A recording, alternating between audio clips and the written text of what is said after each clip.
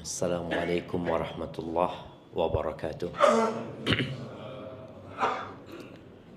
Alhamdulillah alladzi bi ni'matihi tatimmus shalihat, menjadi sempurna. Alhamdulillahi ala kulli hal. Semua kebaikan yang kita rasakan adalah berasalkan dari Allah, dan keburukan yang menimpa kita karena diri kita sendiri. Allahumma wa rasulika sayyidina wa maulana Muhammadin wa ala alihi wa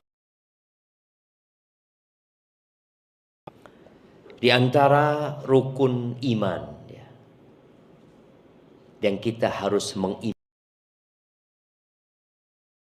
iman kita jadi berantakan ketika Jibril menjumpai Nabi alaihi salatu wasallam di Masjid Nabawi dalam rupa manusia yang tidak ada yang mengenalnya.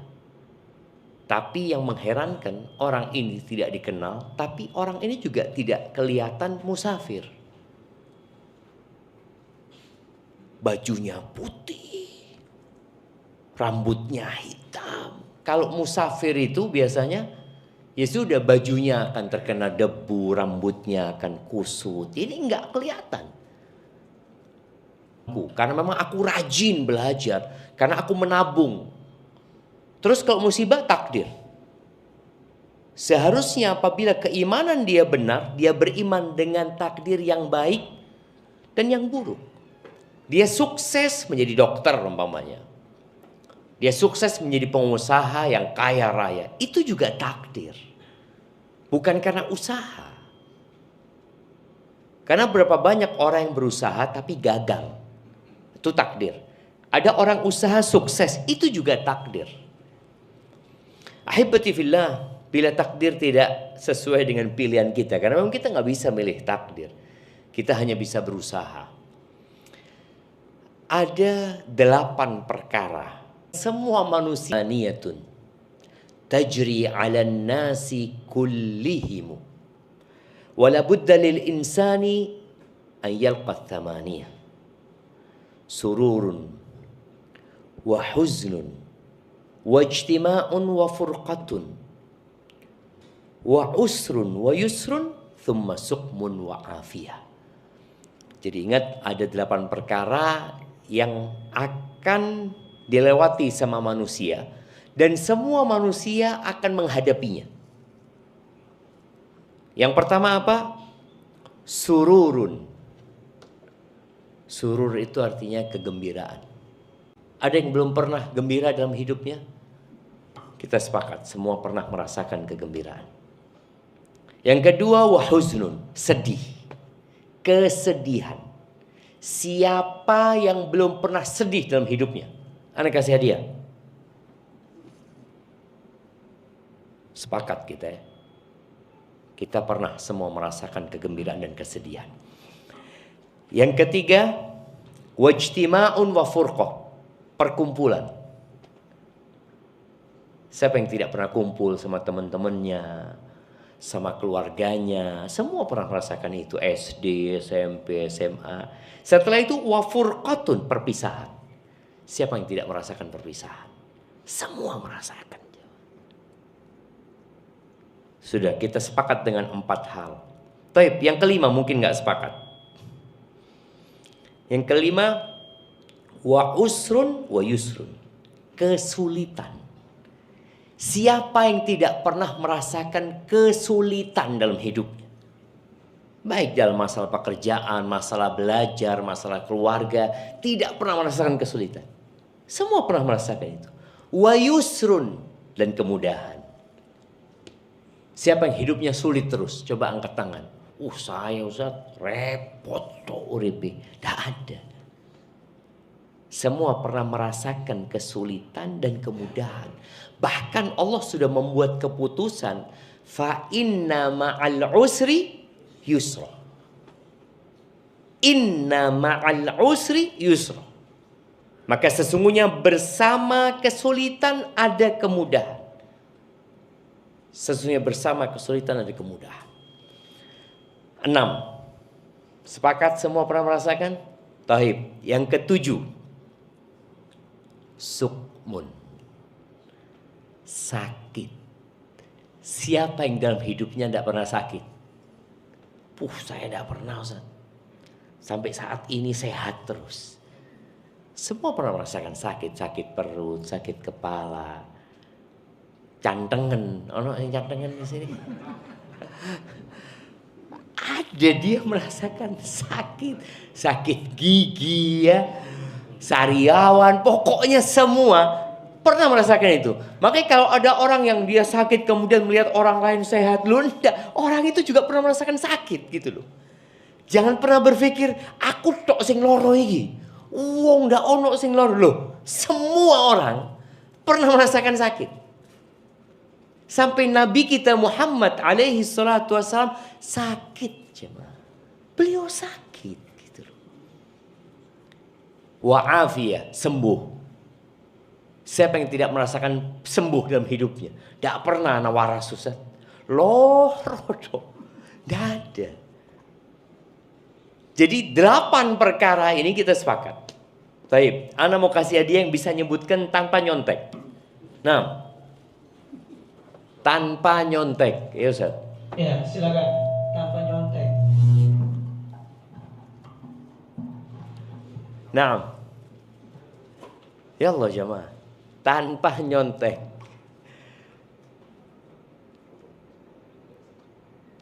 Delapan perkara yang kita akan menjumpai dan semua orang menjumpai 8 perkara itu. Nah, ya itu beliau mau nyoba. Bismillah. Yuk kasih mic-nya. Nah.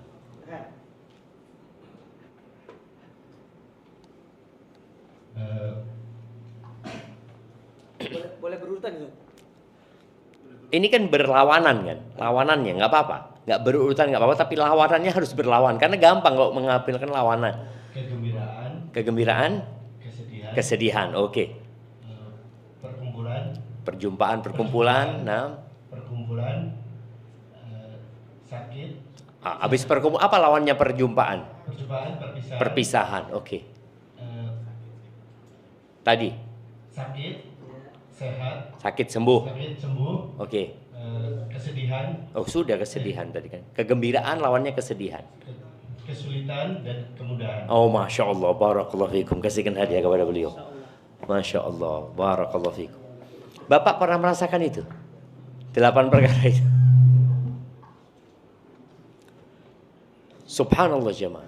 Jadi memang Allah tidak menjadikan hidup ini di dunia sebagai surga, enggak. Kita kan pernah dengar katanya doa Allah pasti ngabulkan doa gitu loh. Ana nggak kepingin sakit Ustaz. Ana doanya minta afiah terus, afiah. Tapi ya loro pisan Ustaz. Terus gimana? Insya Allah semua tahu bahwasanya Allah tidak pernah ingkar janji. Innallaha la yukhliful mi'ad. Tapi bagaimana dengan orang yang minta anak ternyata nggak dikasih anak? Orang yang minta sehat ternyata sampai mati sakit. Nggak pernah sehat. Dia keluar dari rumah sakit jenazahnya. Padahal doanya minta sehat. Dan Allah berjanji dan Allah tidak pernah ingkar janji. Ada orang miskin yang tiap hari minta rizki Allahumma inni as'aluka rizqan thayyiban, rizki Allah, rizki sampai mati di rumah kontrakan. Gimana ceritanya? Siapa yang mau jawab? Bagaimana orang ini yang sudah berdoa tapi ternyata yang dia inginkan tidak dia dapatkan? Padahal Allah berjanji akan mengabulkan doa. Ud'uni astajib lakum. Siapa yang mau ngasih penjelasan? Ibu-ibu mungkin. Nah, ibu-ibu ada mic. Nah, tidak dikasih mic memang ibu-ibu. Silakan ibu-ibu, ada mic-nya enggak? Kasihkan ke ibu-ibu. Kalau enggak ada ibu, mic-nya.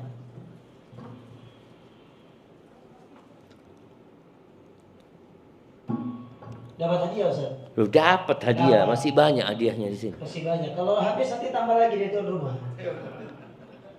Silakan ibu-ibu ada?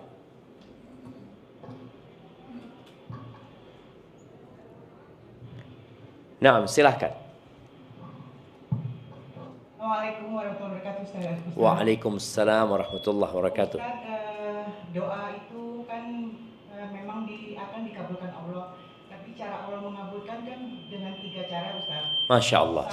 Iya. Pertama langsung dikabulkan, kedua nanti Yang diminta dikasih. Iya. Yang pertama yang diminta kedua nanti ditunda, Ustaz, pada saat di akhirat, Ustaz. di akhirat. Oke. Yang Satu lagi. ketiga digantikan dengan Diselamatkan dari bencana. Ustaz. Masya Allah. Barakallahu fikum. Jazakallah khairan. Ini buat ibu-ibu. Boleh. Kan ada bunga-bunganya, Ustaz. Iya, Anda tidak tahu isinya apa ya. Ini hadiahnya. Naam jamaah. Tadi yang diminta dikabulkan. Kepingin punya anak. Allah kasih anak. Ada yang doa anak sudah 20 tahun Ustaz nikah Ustaz. Doa tiap sholat. Kalau tiap sujud dia sholat. Dia berdoa. Subuh berapa kali dia berdoa minta anak? 4 kali. 4 kali sujud. Ya. Zuhur 8 kali. Asar 8 kali. Berapa wis? 20 jemaah. Ya. Betul 20? Oh. Maghrib 6 kali. 26. Isya 8 kali. 34 kali setahun kali 20 tahun. Doa terus dia sama. Minta anak, minta anak. Rabbi habli minas salihin. Rabbi habli minas salihin. Rabbi habli min ladunka dzurriyyatan thayyibah. Innaka sami'ud du'a. Udah doa.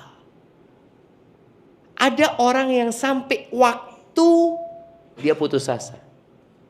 Mengatakan kayaknya Allah gak ngabulkan doaku. Ini suudzon sama Allah. Nabi Zakaria baru dikasih anak umur 100 tahun. Bayangin ya. Dalam setiap permohonannya Allah dengarkan. Cuma memang jawaban dari permintaan itu boleh jadi minta anak dikasih. Boleh jadi dipalingkan dari musibah yang setara dengan doanya. Yang ketiga, dikumpulkan buat dia, disimpan. Karena kalau dikasih di dunia, boleh jadi dia berhenti berdoa. Berapa banyak di antara kita yang ketika memohon kepada Allah, permintaannya dikasih, berhenti dia doa aja. Udah selesai. Dia sakit, minta sembuh. Dikasih sembuh, berhenti gak doanya? Selesai sudah sembuh saya. Coba sakitnya tetap. Boleh jadi sampai mati dia berdoa. Jadi ahibati fillah. Allah Azza wa Jal tahu mana yang lebih baik buat hambanya. Kita itu gak tahu. Yang kita tahu itu yang kita sukai. Ana suka, ana tidak suka. Makanya Allah Azza wa Jalla ketika mewajibkan perang. Siapa yang suka dengan peperangan? Yang berpotensi orang ini mati. Ketika dia mati yang jelas istrinya akan menjadi janda. Anaknya akan menjadi yatim. Mungkin istrinya dinikahin sama temennya nantinya. Banyak hal seperti itu. Taib. Atau dia nggak mati tapi dia cacat seumur hidup. Banyak sahabat yang seperti itu.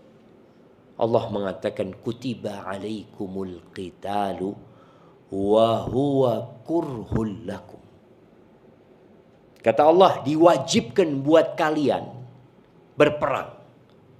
Dan berperang ini sesuatu yang dibenci oleh jiwa manusia. Terus apa kata Allah? Fa'asa an takrahu syai'an wa huwa khairul lakum. Boleh jadi yang kalian benci itu baik buat kalian. Kita suka, kita kepingin takdirnya seperti ini. Anda sudah merencanakan seperti ini. Orang buka usaha, semua ingin sukses. Tahu-tahu bangkrut, tutup usahanya dia. Boleh jadi yang kalian benci itu baik buat kalian. Dan sebaliknya, wa asa an tuhibbu syai'an wa huwa syarrul lakum. Boleh jadi yang kalian sukai itu buruk buat kalian. Wallahu ya'lamu wa antum la ta'lamu. Allah tahu dan kalian tidak tahu. Kalau kita ngelihat media sosial ya, yang ada di Instagram, TikTok mungkin anak nggak tahu ya, di YouTube mungkin. Like, dulu ada like and dislike. Sekarang sudah nggak ada. Dislike-nya udah nggak ada. Dulu kan ada jempol ke bawah. Sekarang kayaknya dihilangkan. Seperti itu. Manusia taunya itu. Suka dan tidak suka. Aku maunya kayak gini. Aku rencananya kayak gini. Aku. Tapi ternyata yang terjadi bukan yang dia inginkan. Ketika seorang beriman dengan takdir. Dan dia tahu yang menetapkan takdir ini adalah Al-Alim Al-Hakim. Coba jamaah buka Qur'annya. Di surat Az-Zukhruf.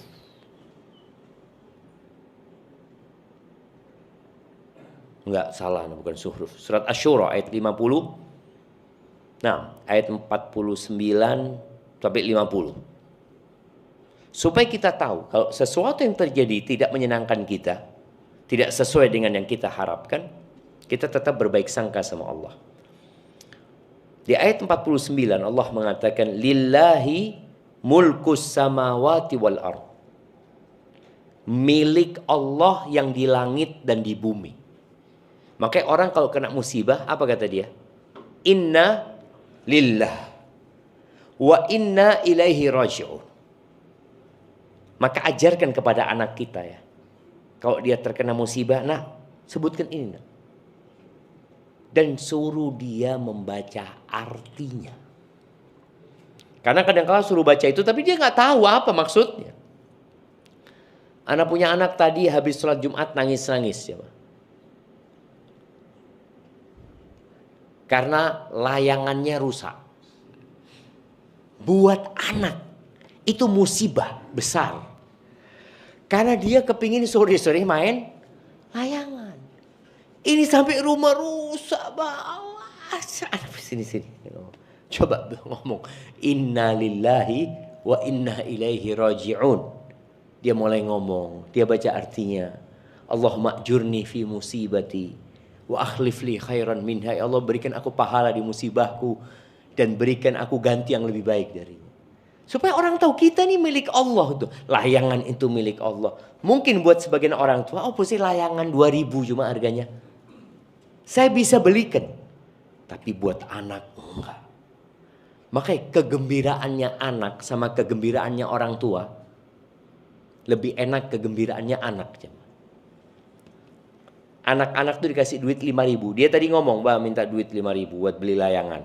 Berapa harganya? 2.000-an kata dia. Oke, bapak-bapak dikasih duit 2.000. Bersyukur. Tidak ada. Apa 5.000? Iya loh jemaah. Kita sudah tidak menganggap itu nikmat. Tapi dia menganggap itu nikmat jemaah. Jadi kegembiraan buat anak-anak itu sangat murah sekali. Sedangkan kita, sebagian kita dapat rezeki 10 juta. Perak 10 juta. Loh, perak 10 juta. Iya biasanya 200 juta. Ya. Ketika Allah kasih kepada dia nikmat besar, akhirnya sulit dia mendapatkan kegembiraan. Jadi mahal, kegembiraan orang ini mahal. Tapi ingat tadi, milik Allah yang di langit dan di bumi. Yakhluqu ma yasha. Allah menciptakan apa yang Allah kehendaki. Bukan apa yang kita kehendaki.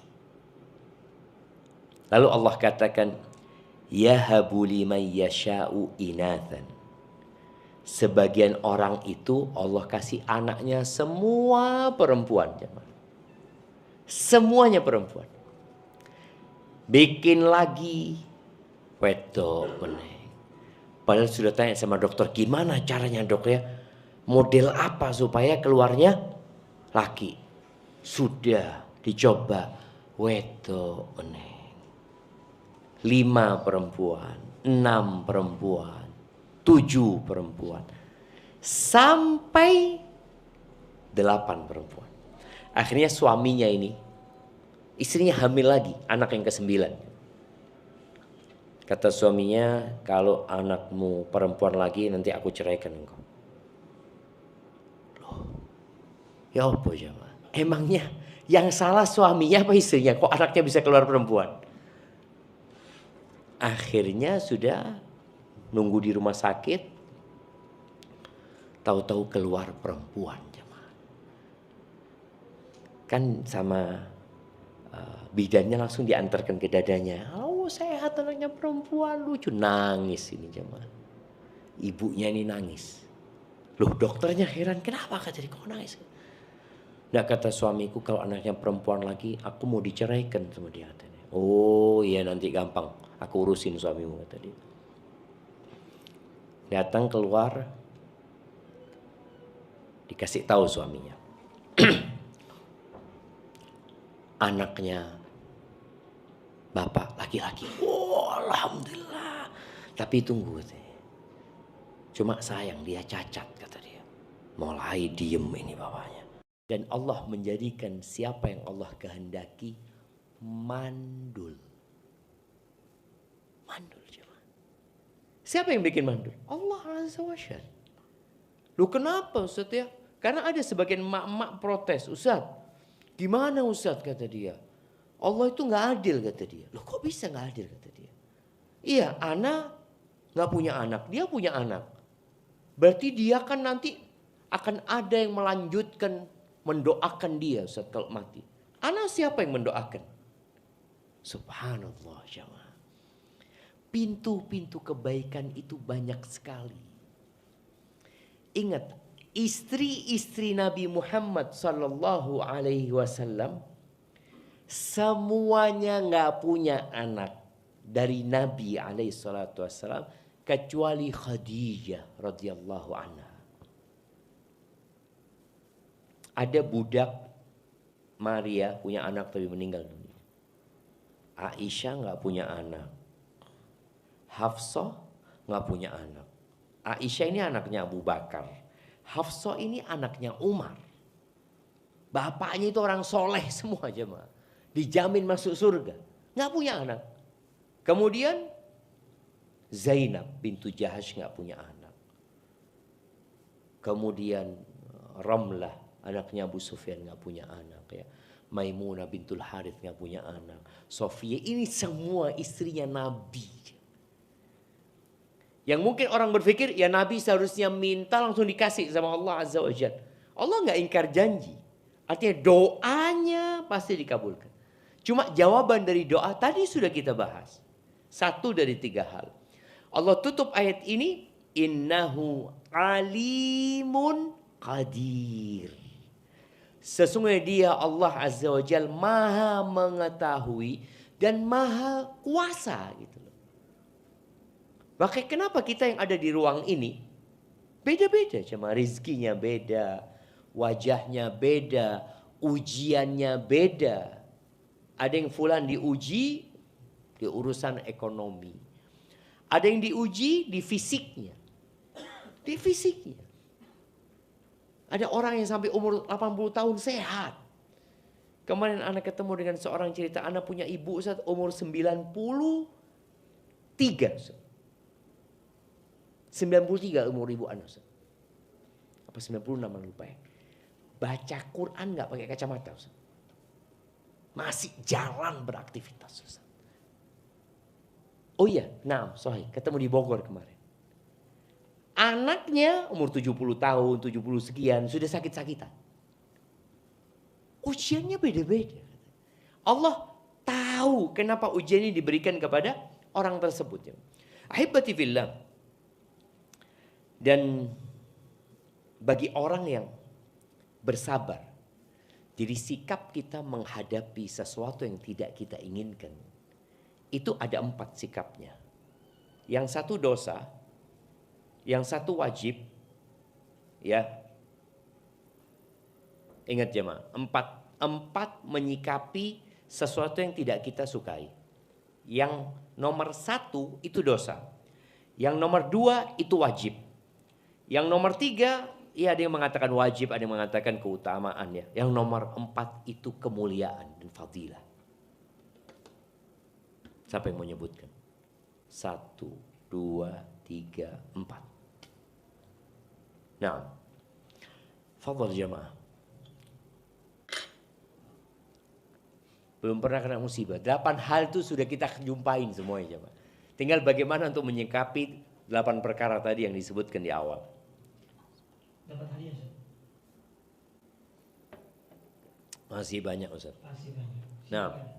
Ibu-ibu mungkin mau coba? Ada dari ibu-ibu? Ada? Iya, Ada, Bu? Oh, ada. ada. Ibu-ibunya pintar-pintar semua. Oh iya. Masya Allah. Ini, Bu. Soalnya muridnya Ustadz siapa dulu? Masya Allah. Iya kan? Muridnya siapa? Siapa dulu gurunya gitu kan? Nah, bapak-bapak kan enggak ngaji sama beliau kan? Ibu-ibunya yang ngaji. Ya Ustaz? Bapak-bapaknya sepinter kabeh Ustaz. Iya, tak semua. Nah.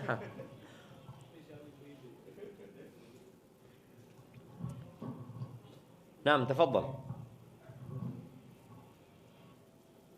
Yang pertama marah, Yang pertama marah itu yang dosa. yang kedua sabar, Sabar itu yang wajib.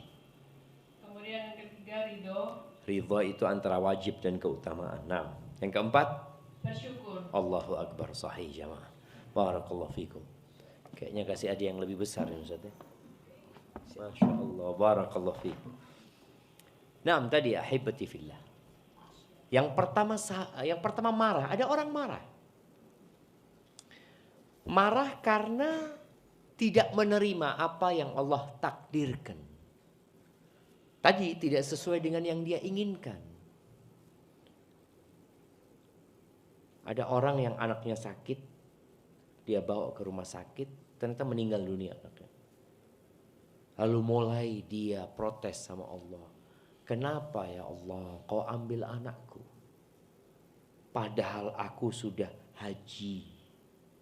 Aku umroh terus, sedekahku juga banyak. Aku puasa Senin Kemis. Mulai dia sebutkan kebaikan-kebaikannya. Sebagai bentuk protes kepada Allah Azza wa Jalla. Dia lupa bahwa orang yang paling besar balanya itu adalah para nabi. Yang kalau dia dibandingkan dengan nabi, ya Allah jauh. Jadi asyaddun nasi balaan al-anbiya. Orang yang paling dahsyat balanya itu para nabi. Jadi kalau bapak-bapak merasa saya kena musibah terus sudah jatuh tertimpa tangga, oh boleh jadi engkau orang soleh. Jadi bukan malah dipikir orang buruk, enggak. Thummal amthal fal amthal. Setelah nabi siapa yang paling besar balanya? Yang mendekati nabi. Yang mirip sama nabi ibadahnya, keimanannya. Itu. Kata Nabi SAW, yubtala rajulu ala hasabi dinihi. Seorang itu dikasih bala sesuai dengan agamanya. Kan ada di antara kita yang agama itu buat sampingan. Bahkan kadang-kala sebagian orang melihat, ya Allah Ustaz, fulan ini Ustaz tidak pernah ke masjid Ustaz, tapi soge Ustaz. Duit Ustaz. Ana Ustaz, Allahu Akbar. Sebelum adzan soft pertama Ustaz. Tapi utang Ustaz tidak mari-mari Ustaz. Tak lunas-lunas. Makanya ketika orang berpikir seperti itu, dia akan melakukan protes ya, Ma. Padahal seharusnya dia memahami bahwa Nabi Musa dan Fir'aun itu yang enak hidupnya itu Fir'aun. Padahal ngaku Tuhan. Nabi Musa sulit hidupnya beliau. Bahkan dikejar-kejar oleh pasukan Fir'aun. 10 tahun gembala kambing. Demi untuk membayar mahar atas pernikahannya. Ternyata memang orang dikasih bala sesuai dengan agamanya. Fa in kana fi dinihi salb ishtadda bala'uhu. Kalau ternyata dia dalam agamanya itu kuat, jemaah, keras agamanya, maka dikeraskan balaknya. Nabi SAW ketika beliau sakit dan kemudian meninggal dunia. Jadi Nabi SAW meninggalnya itu bukan dalam kondisi sholat, jemaah ya, yang nggak sakit. Nabi itu sakit parah, jemaah, parah sekali. Sampai sahabat yang datang ke rumah Nabi SAW, ketika nyentuh Nabi SAW, panasnya itu di atas selimut, jemaah. Di luar selimut itu panas. Sampai dia mengatakan, ya Rasulullah, innaka tu'aku wa'kan syadidan. Sakitmu ini parah, panasmu ini panas sekali, kata dia. Iya, kata Nabi SAW, inni u'aku wa'kar rajulaini minkum. Panasku ini panasnya 2 orang di antara kalian. Bayangin, jemaah. Nabi SAW pernah mau sholat ya. Ketika beliau sudah masuk waktu Isya, beliau tanya, orang-orang sudah belum ya Rasulullah? Oh, siapkan buat aku air dari 7 kendi. Dimasukkan ke Nabi, duduk di tempat kayak sekarang mungkin bathtub ya. Tempat untuk merendam pakaian. Beliau duduk disiramin jemaah. Sama istri-istrinya. Sampai seger jemaah. Beliau bangun jemaah, mau sholat, pingsan jemaah. Kemudian beliau siuman lagi. Asollan nas, belum kata dia. Belum sholat, nunggu engkau ya Rasulullah. Kemudian disiramin lagi Nabi SAW. Terakhir Nabi mengatakan, muru Abu Bakar farli salibina. Suruh Abu Bakar jadi imam sudah.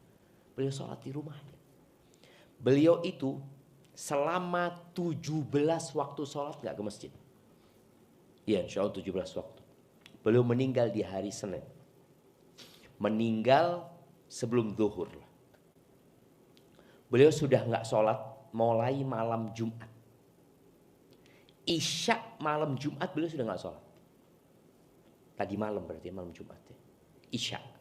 Hari Sabtu full. Oh, hari Jumat full ya, malam Jumat. Hari Jumat full beliau gak sholat di masjid. Padahal masjidnya deket ya, nempel sama rumahnya. Hari Sabtu 5 waktu gak ke masjid Nabi SAW. Karena gak bisa memang. Kemudian hari Ahad full. Berarti sudah berapa waktu sholat? 16. Isya sama 3 hari ya. Plus subuh hari Senin. Gak bisa jemaah. Parah sekali. Dan ketika beliau mau meninggal dunia, sekaratnya itu sekarat yang berat. Sampai Aisyah radhiyallahu taala anha mengatakan, aku kalau dengar orang matinya mudah atau gampang, aku gak terlalu memikirkan. Karena aku melihat Rasulullah SAW meninggalnya itu jamaah. Sakit. Sekarat. Sampai beliau mengatakan, ala innalil mauti la sakarat. Kematian itu ada sekaratnya. Sekarat itu seperti orang antara sadar dengan tidak sadar. Seperti orang mabuk. Karena sakitnya. Ya gimana ya? Ruh itu berpisah dengan tubuh. Makanya dikasih bala yang paling besar itu para nabi. Bukan orang biasa-biasa. Maka jangan pernah protes sama Allah Azza wa Jalla. Merasa kenapa aku dikasih bala seperti ini. Maka tadi sikap yang pertama marah. Enggak pantas engkau marah. Kalau engkau marah Allah akan marah kepadamu. Kenapa? Allah kasih nikmat banyak. Itu anakmu yang meninggal dunia. Itu juga dari Allah Azza wa Jalla. Ini orang bisa berbicara, bisa ngomong, bisa jalan, bisa umroh, bisa haji, bisa sodakoh, bisa beribadah. Itu Allah yang ngasih. Kok tahu-tahu dia protes sama Allah Azza wa Jalla. Sikap yang kedua yang wajib adalah sabar. Sabar itu menahan. Jadi hatinya panas penuh dengan kesedihan, tapi dia tahan. Dia tahan dari mengucapkan sesuatu yang tidak Allah ridhoi. Dia tahan dari melakukan sesuatu yang Allah tidak ridhoi. Ada orang yang kalau dapat musibah kemudian dia lempar-lempar ya, kalau dulu mukul-mukul pipinya atau merobek bajunya, ada yang seperti itu. Itu orang yang tidak bersabar. Dia masuk jaza yang pertama. Baik, jadi sabar itu wajib. Dan yang wajib ini ada 3 syaratnya. Syaratnya sabar ini jamaah. Karena kalau kita membaca keutamaan orang-orang yang sabar, dapat pahala yang tidak ditakar jemaah ya. Itu sabar yang sempurna. Kalau sabarnya nggak sempurna, syaratnya kurang, ya kurang pula pahala yang akan dia dapatkan. Jadi syarat sabar itu yang pertama, lillahi ta'ala, ikhlas. Ada orang yang sabar karena malu. Mosok ustadz, nggak sabar. Dilihatin orang, terpaksa dia nahan diri jemaah. Bukan karena Allah. Karena malu sama masyarakat. Dia kepingin teriak tapi ada kamera. Aduh, no kamera enggak jadi sudah dia. Akhirnya dia tahan dirinya. Padahal bergejolak hatinya malah. Jadi sabarnya bukan karena Allah. Jadi syarat pertama, ikhlas lillahi ta'ala. Yang kedua, tidak mengeluh kepada manusia. Tidak mengeluh kepada manusia. Jadi mengeluhnya kepada siapa? Kepada Allah Azza wa Jalla. Gimana Ustaz? Berarti kita nggak boleh curhat. Ya kalau bisa kita nggak curhat kecuali sama Allah, itu yang lebih utama. Ya udah. Kenapa kita mengadukan Allah kepada manusia? Sedangkan Allah Maha Pengasih dan Penyayang. Dan Allah lebih sayang sama kita daripada orang tua kita. Kenapa kita harus mengeluh sama manusia? Para ulama menyebutkan mengeluh kepada manusia ada yang boleh, tapi tetap mengurangi pahala sabar. Mengeluh ya dalam rangka mencari solusi. Saya ini sakit sudah 7 hari. Ininya sakit, itunya sakit. Mulai dia sebutkan. Bukan dalam rangka mengeluhkan Allah. Enggak. Mengadukan Allah kepada manusia. Enggak boleh. Kalau dia mengadukan Allah, seakan-akan Allah zalim sama dia. Ini enggak boleh mengeluh. Tapi kalau dia mengeluh karena untuk mendapatkan solusi ya. Itu enggak apa-apa. Tapi tetap mengurangi pahala sabar tadi. Ada yang mengeluh kondisi rumah tangga sama temannya. Bukan mencari solusi. Cuma sekedar ingin melampiaskan, bukan melampiaskan, mencurahkan isi hatinya. Karena ada seorang perempuan yang dia ngomong sama anak gini. Dia ngomong, anak ini Ustaz, bukan cari solusi Ustaz, kata dia. Cuma ingin mengeluarkan isi hati anak. Karena tahu Ustaz akan mengatakan sabar. Dia tahu kata dia. Dia sudah tahu, alhamdulillah sudah pinter gitu kan. Cuma dia ingin mengeluarkan. Tadi kita bicara sabar. Sabar yang sempurna itu, yang lillahi ta'ala, itu mau tidak mau. Yang kedua, dia tidak mengadu kepada manusia. Tapi kalau dia pun mengadu dalam rangka mencurahkan isi hatinya, ya akan mengurangi pahala sabarnya. Tapi kalau dia ingin cari solusi, ya semoga Allah kasih solusi. Karena sejatinya yang bisa menyelesaikan hanya Allah Azza wa Jalla. Tapi yang ketiga, sabar, syarat sabar yang mendapatkan pahala sempurna ini adalah sabar inda sadmatil ula. Sabar ketika hempasan pertama. Pada waktu kejadian.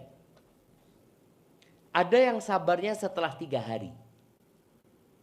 Iya yo. Pancen kudu sabar. Loh, wis pirang dino, wis 3 dino. Ada yang seperti itu jemaah. Jadi dengan berjalannya waktu dia mulai menerima keadaan. Tapi di hari pertama enggak dia. Masih dia marah-marah. Masih dia. Maka yang seperti ini enggak sempurna pahala buat dia. Jadi 3 syarat sabar yang kalau terpenuhi kita akan mendapatkan wabasyiris sabirin. Berikan kabar gembira kepada orang-orang yang sabar. Itu sabar. Nahan ya. Belum. Setelah yang sabar ada tingkatan di atasnya yang namanya ridho. Jadi kalau sabar itu hatinya masih panas ya. Kalau ridho sudah dingin dia. Dia nerima sudah. Itu yang namanya ridho. Dengan takdir Allah Azza wa Jal. Ada perbedaan di antara para ulama apakah ridho itu wajib atau hanya keutamaan. Sebagian mengatakan wajib. Ridho. Tapi sebagian yang wajib itu sabar. Baik, yang terakhir yang paling puncaknya itu syukur jemaah. Gimana orang takdirnya tidak sesuai dengan keinginan dia dan dia bersyukur. Ini tingkatan yang tinggi sekali. Karena dia berbaik sangka sama Allah, pasti ada hikmahnya. Kalau yang aku pinta dikasih sama Allah, itu kan permintaanku. Tapi kalau sama Allah diganti, pasti lebih baik gantinya. Karena Allah lebih tahu mana yang lebih manfaat buat diriku. Jadi ingat, orang itu diuji sesuai dengan tingkat keimanannya. Maka tadi ketika imannya kuat, agamanya bagus, Allah tambahkan balanya. Tapi ketika imannya lemah, ya Allah sesuaikan dengan dirinya. Allah itu tahu. Terus kata Nabi SAW, "Fama yabrahul bala'u bil 'abdi hatta yatrukahu yamshi 'alal ardi wa ma 'alaihi khatiyah." Ada orang yang Allah kasih bala, yang balanya nempel sama dia. Jadi balanya itu ya sudah, dia mau dikasih sakit, ya udah sakit sampai mati. Ada yang miskin sampai mati. Itu dia sebutkan, ada orang, ya Allah Ustaz, anak ini tiap bulan mikir untuk bayar kontrakan. Ada. Sampai meninggal dia di rumah kontrakan. Gitu. Terus balanya dibawa mati. Ini balak ternyata Allah berikan kepada dia sebagai tanda cinta Allah kepada dirinya. Sehingga orang ini jalan di muka bumi gak punya dosa. Gak ono tusoni. Namun kadangkala orang itu gak sabar. Jadi ada orang yang ketika contoh nih, ada orang mungkin dikasih sakit stroke. Karena ibu Ana stroke ya. Ana jadi tahu. Jadi orang ketika stroke itu emosinya labil. Mudah marah mungkin. Seperti itu. Tapi dengan berjalannya waktu akhirnya dia bisa lebih bersabar menerima keadaan yang ada. Tapi tadi mungkin dengan berjalannya waktu. Sampai meninggal. Dan boleh jadi memang Allah kasih bala ini untuk menghapuskan semua dosa-dosa dia. Ahibati fillah. Ada seorang yang datang kepada Nabi SAW. Dia ketika datang selalu bawa anak laki-lakinya. Bawa putranya. Nabi pernah tanya sama dia. Atuhibbuhu, engkau cinta sama anakmu ini? Apa kata orang ini? Ya Rasulullah, ahabbakallah kama uhibbu. Kata orang ini, semoga Allah mencintaimu sebagaimana aku mencintai putraku ini. Kayaknya ini putranya satu-satunya. Ya biasa ya orang tua kalau punya anak laki satu, ya Allah, masih kecil lagi ya. Setelah berapa waktu, Nabi gak kelihatan sama orang itu lagi bawa anaknya. Nabi tanya alaihi salatu wassalam, ma fa'ala ibnu fulan, anaknya fulan kemana? Kata para sahabat, ya Rasulullah, meninggal dunia anaknya. Bayangin jangan. Maka Nabi berkata kepada bapaknya, ama tuhibbu an la ta'tiya baban min abwabil jannah illa wajadtahu yantadhiruka. Engkau mau enggak? Engkau suka enggak? Nanti pada hari kiamat, ketika engkau mendatangi pintu-pintu surga, engkau akan ketemu anakmu nunggu engkau di sana. Subhanallah syama. Maka ada seorang yang berkata kepada Nabi SAW, ya Rasulullah, alahu khasa amlikullina. Apakah fadilah ini hanya untuk dia atau buat semua kita, kata dia. Faqala Rasulullah SAW, bali kullikum. Itu untuk semua kalian, kata dia. Bayangin jemaah. Dan hadis ini sahih oleh Syekh Albani rahimahullahu taala. Jadi artinya tatkala takdir tidak sesuai dengan yang kita inginkan, kita harus melihat panjang dunia ini akan kita tinggalkan. Sedangkan pahala sabar itu akan terus kita dapatkan sampai hari kiamat. Maka hendaklah kita lebih berbaik sangka sama Allah Azza wa Jal. Takdir itu sudah ditulis. Tugas kita berusaha. Tatkala takdir itu baik maka bersyukurlah. Dan tatkala takdir itu tidak sesuai dengan yang kita inginkan, bersabarlah.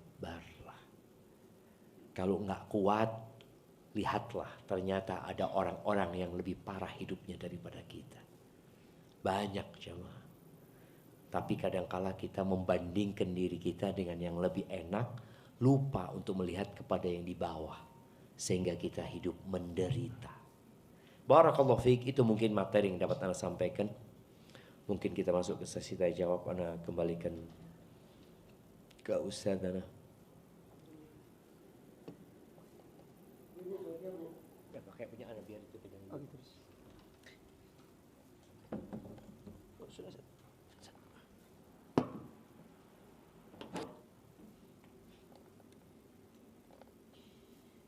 Jazakumullah khair atas materi yang disampaikan oleh guru kita. Kita langsung saja, mungkin kita mulai dari bapak-bapak terlebih dahulu. Ada yang ingin bertanya, langsung saja. Tuan rumah. Masya Allah, fadal. Assalamualaikum warahmatullahi wabarakatuh, Ustaz. Waalaikumsalam warahmatullahi wabarakatuh. Nah, Ustaz, saya ingin menanyakan Ustaz, apakah takdir itu bisa berubah nggak Ustaz? Kalau memang bisa berubah, dalilnya itu ada di mana ya Ustaz? Itu yang pertama Ustaz. Yang kedua Ustaz, nah. mungkin ada nggak ya Ustaz amalan-amalan atau ibadah-ibadah yang merubah takdir itu Ustaz? Yang artinya amalan-amalan kan biasanya kan ada dengan sedekah atau dengan sholat malam atau sholat duha atau sholat apa yang dapat merubah dari takdir itu sendiri Ustaz. Masya Allah. Terima kasih Ustaz. Siap. Assalamualaikum warahmatullahi wabarakatuh. Waalaikumsalam warahmatullahi wabarakatuh. Ya, pertanyaan yang menarik ya. Karena takdir ini rahasia ilahi ya. Sehingga kita kadang bertanya, bisa nggak takdir itu berubah? Sedangkan kita memang nggak tahu sama takdir kita. Kalau kita bicara berubah, takdir Anda berubah. Tahu dari mana engkau? Cuma dulu Anda miskin, sekarang kaya gitu loh. Apakah memang terjadi perubahan atau memang takdirnya kita jadi kaya gitu. Bicara takdir yang pertama berkaitan dengan ilmu Allah. Ilmu Allah itu nggak berubah. Allah itu tahu dengan apa yang terjadi. Sehingga kalau dikatakan Allah tahu fulan akan seperti ini, nggak mungkin berubah. Kalau berubah berarti salah ilmu Allah Azza wa Jalla. Itu, jadi takdir ini berkaitan dengan yang pertama ilmu Allah Azza wa Jalla. Yang kemudian ditulis di Lauhul Mahfuz. Apakah yang di Lauhul Mahfuz ini bisa berubah? Sebagian ulama tawakuf, kata mereka nggak tahu, kata dia. Tapi yang bisa berubah itu yang di catatan malaikat. Yamhullahu ma yasha. Jadi kalau bicara dalilnya, itu di surat Ar-Ra'd ya. Allah Azza wa Jalla mengatakan yamhullahu ma yasha wa yuthbit wa 'indahu ummul kitab. Allah menghapuskan apa yang Allah kehendaki dan Allah menetapkan apa yang Allah kehendaki. Dan di sisi Allah ummul kitab, itu Lauhul Mahfuz, tempatnya semua catatan itu. Jadi yang di catatan malaikat, kan malaikat nyatet ketika orang ini berumur 120 hari. Allah kirimkan malaikat untuk mencatat takdirnya. Di catatan malaikat ini yang mungkin berubah. Jadi bisa berubah. Tapi ilmu Allah ya nggak mungkin berubah. Allah sudah tahu. Allah tahu di antara kita siapa yang masuk surga dan siapa yang masuk neraka. Allah sudah tahu. Makanya para sahabat bertanya, aya'lamu rabbuna ahlal jannati min ahlin nar. Apakah Allah sudah tahu siapa di antara kita ini yang masuk surga dan masuk neraka? Kata Nabi SAW, nah, Allah tahu gitu loh. Allah tahu yang belum terjadi dan bagaimana nanti kalau terjadi. Allah itu sudah tahu. Kemudian para sahabat ngomong, fafimal amal. Kalau gitu buat apa kita beramal? Kan orang berpikir buat apa kita beramal? Kata Nabi SAW, i'malu. Tugas kalian beramal. Takdir itu rahasia Allah Azza wa Jalla. Fakullun muyassarun lima khuliqalahu. Semua akan dimudahkan sesuai dengan catatannya. Untuk apa dia diciptakan? Kalau diciptakan sebagai penghuni neraka, karena Allah tahu fulan akan tumbuh besar menjadi orang yang nakal ya. Kemudian dia akan melakukan pembunuhan, kemudian akan melakukan ini, itu Allah sudah tahu gitu. Kemudian dia mati nggak bertobat. Sebaliknya Allah tahu fulan ini akan lahir menjadi anak yang nakal, tapi kemudian di akhir hayatnya dia bertobat lalu dia masuk surga Allah SWT. Allah sudah tahu semua. Jadi yang di catatan malaikat itu yang mungkin berubah. Apa saja amalan yang bisa merubah takdir? Yang pertama doa. Makanya kenapa kita disuruh doa terus. Kata Nabi sallallahu alaihi wasallam, la yaruddul qada illa du'a wa la yazidu fil umri illa al bir. Tidak ada yang dapat menolak takdir kecuali doa. Dan tidak ada yang menambah umur kecuali berbakti. Silaturahim. Itu yang dapat menambah umur. Jadi kalau bicara karena takdir itu rahasia Allah kita nggak tahu, maka lakukan yang diperintahkan Allah. Laksanakan yang diperintahkan Allah, jauhi larangannya. Ketika terjadi yang tidak menginginkan, bersabarlah. Itu sikap hamba manusia.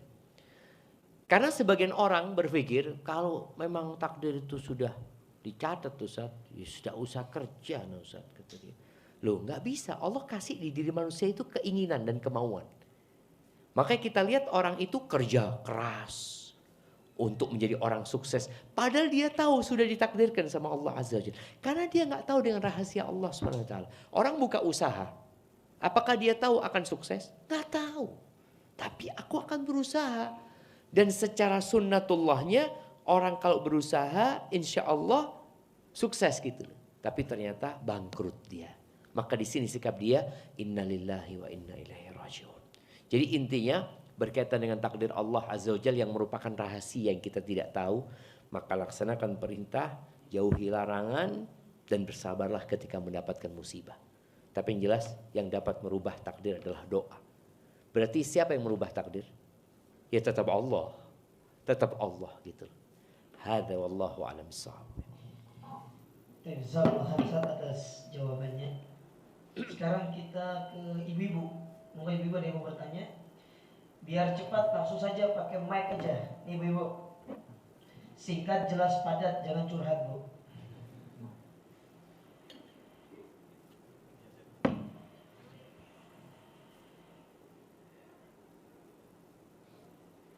Assalamualaikum warahmatullahi wabarakatuh. Waalaikumsalam warahmatullahi wabarakatuh. Terima kasih atas kesempatannya.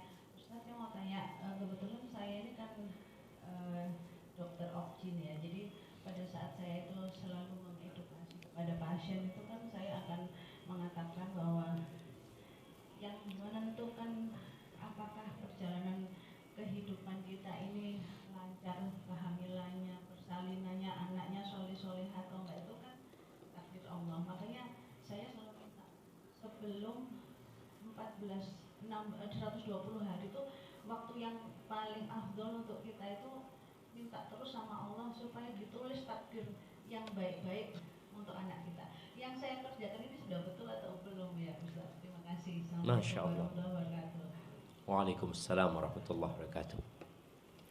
Alhamdulillah jemaah kita ini bahagia ya kalau ketemu dokter-dokter yang sudah ngaji ya.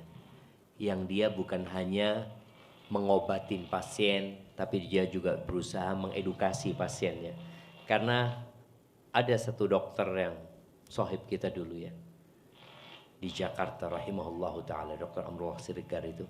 Setiap ada pasien dia selalu jelaskan tentang takdir Allah ya, tentang bagaimana seorang hidup di muka bumi ini. Sampai pasiennya itu ngomong, dok saya ini ke dokter bukan ke ustadz. Karena dokter ini ingin menanamkan di diri pasien ini, engkau itu nggak akan sembuh kalau Allah tidak menyembuhkanmu. Mic-nya mungkin dimatikan dulu ibu. Tolong mic-nya ibu. Iya, mic-nya dimatikan dulu ya. Sudah. Iya, jadi yang dilakukan oleh dokter tadi, saya rasa sudah baik ya. Hanya saja jangan berpikir doanya itu sebelum 120 hari. Artinya kalau sudah 120 hari, sudah iso, enggak. Jangan. Artinya tetap, karena nggak ada yang bisa merubah takdir kecuali doa. Artinya doa ini sepanjang hidup. Anaknya sudah lahir, anaknya sudah besar. Apa kemudian kita berhenti doa? Sudah wis. Nggak doa lagi sudah. Lu tetap berdoa. Berapa banyak anak ya yang subhanallah mungkin buat orang tuanya anaknya durhaka. Tapi ternyata di akhir hayatnya anaknya itu jadi anak yang berbakti. Karena ada orang yang mengatakan koyo takdiri panjeni durhaka ini. Kemudian dia berhenti berdoa. Jangan. Artinya ajarkan kepada ibu-ibu tadi untuk terus berdoa memohon kepada Allah Azza wa Jal dan berbaik sangka kepada Allah, karena juga boleh jadi ada anak yang umurnya hanya 1 hari. Lahir 1 hari mati. Ada yang belum lahir sudah mati. Makanya memberikan edukasi tentang iman kepada takdir ini penting kepada orang-orang seperti itu. Supaya jangan sampai dia protes sama Allah Azza wa Jal dan merasa Allah gak adil sama dia. Padahal dunia ini diciptakan sebagai ladang ujian, bukan tempat untuk bersenang-senang. Barakallahu fiik. Nah. Boleh satu lagi Ustaz? Taib, tafadhali. Nah. Ya, bismillah. Assalamualaikum warahmatullahi wabarakatuh. Waalaikumsalam warahmatullahi wabarakatuh. Perkenalkan saya Bu Aziza yang tadi foto suami. Kebetulan Nah. ngajar di Universitas Airlangga sebagai dosen, dan tahun lalu ketemu sama rombongan Masya Allah, di barakallahu fiik. Jeddah tahun 2024. Nah, ini sebagai dosen itu kan dengan kalau misalnya mahasiswa itu tidak tepat waktu, otomatis marah-marah. Padahal kan 4 hal dalam menyikapi kejadian itu ada: 1, jangan marah karena itu dosa; 2, sabar wajib; ikhlas ridho keutamaan; dan 4, syukur kemuliaan. Nah, di dalam kita melaksanakan 4 hal dalam menyikapi kejadian tersebut supaya istiqomah, doa apa yang perlu kita hantarkan atau supaya 4 sikap ini melekat di diri kita, yang tidak suka marah, yang sabar, yang ikhlas ridho, dan bersyukur. Jadi ini ingin kita upayakan untuk bisa terlaksana dalam perilaku sehari-hari. Masya Allah. Ustaz. Siap, barakallahu fiik. Wabarakatuh. Waalaikumsalam warahmatullahi wabarakatuh. Iya, sepertinya ada satu hal yang perlu Ana jelaskan ulang ya, berkaitan dengan yang pertama, marah. Itu bukan marah kepada manusia, tapi marah kepada Allah. Jadi al-jaza itu adalah dia marah sama Allah Azza wa Jal. Dia tidak suka dengan takdir itu dan dia merasa nggak pantas dia mendapatkan hal tersebut. Jadi bukan marah kepada manusia. Jadi kalau tadi Ibu Azizah mengatakan dosen, sama Ana juga dosen ya. Ana punya sebuah aturan yang mungkin sebagian mahasiswa nggak suka. Ana punya aturan kalau dosen masuk nggak ada yang buka pintu. Jadi yang telat tuh nggak boleh masuk. Kalau di dalam nggak ada yang keluar, kecuali dosen yang keluar. Nah, Ana lakukan hal itu karena ya belajar. Dulu kita punya dosen di Madinah itu yang seperti itu, dan kita nggak suka sama dosen itu. Tapi ternyata dosen itu yang membuat kita disiplin. Dosen yang baik-baik membuat kita nggak jadi baik. Ada dosen yang kita 15 menit masuk masih boleh masuk ya. Kemudian di tengah-tengah kita izin keluar nggak balik lagi boleh gitu ya. Itu ternyata membuat kita malah mengentengkan jemaah. Dan akhirnya itu yang Anda praktekkan. Pokoknya telat mahasiswa datang Anda ngomong sholat duha di masjid. Ada yang mahasiswanya nggak paham, sholat duha terus balik lagi. Ada ngomong antum sholat duha sampai pelajaran selesai. Dan mungkin itu lebih baik buat antum daripada antum di kelas. Soalnya ketika dia datang telat membuat suasana di kelas akhirnya ya pecah lagi anak-anak.